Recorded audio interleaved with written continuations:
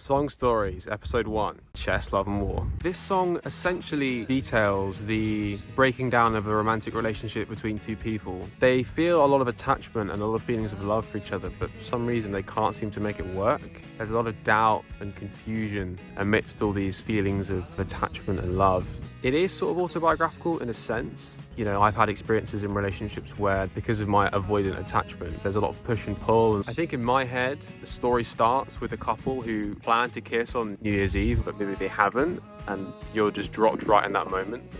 It's a bit almost like hyper real or melodramatic, because the character is saying, well, when will we be married? That person has particularly high expectations of the relationship, whereas the speaker in the story doesn't. I think these are things that everyone can relate to in a sense. The situationship is kind of an epidemic, or maybe even a pandemic.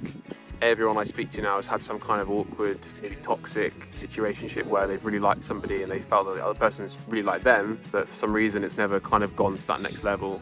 And I've always been kind of fascinated by that. That's where our kind of culture has gone to, and you know, it's the kind of mutated child of hookup culture. You get the situationship. It sort of sprung very, I would say naturally from that, but it sprung very awkwardly from that. Because if you try to explain a situationship to someone from a previous generation, they'd be like, what the heck are you talking about? In terms of the title of the song, I got that title from a book by George Orwell called Down and Out in Paris and London. And there's a bit in the book where George Orwell, Eric Arthur Blair, is really down on his luck in Paris in the 1920s, and he's got a Russian friend of his called Boris.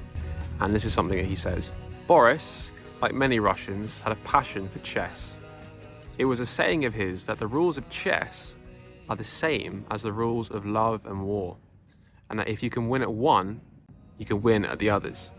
So I read that and I thought, Chess, Love and War. I wrote that immediately in the book, and I thought that's a great title. So when it came to finishing the song in the studio with Jack, my producer, we had most of the song, but we didn't have the heavy section at the end, and I already told him that I wanted the song to be called Chess, Love and War, because the lyrics were kind of about that cat and mouse game playing in relationships, and I really wanted the title to reflect that. We both kind of spawned on the idea of having a really heavy section at the end to kind of signify the war aspect of the song. So actually, it was a case of the title informing the song musically at that point, because I had the chess bit and I had the love bit, I thought, and I wanted the war bit of the song. I wanted that element of the title to come through. And yeah, in terms of the rest of the story of the song, we just did it in the studio.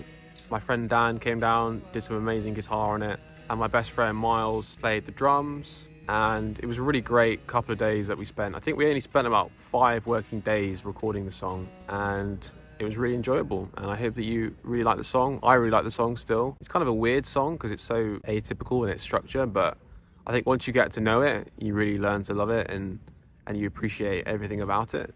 And it's one that I think definitely rewards multiple listens. So yeah, check it out. If you don't know the song, here it is. It feels so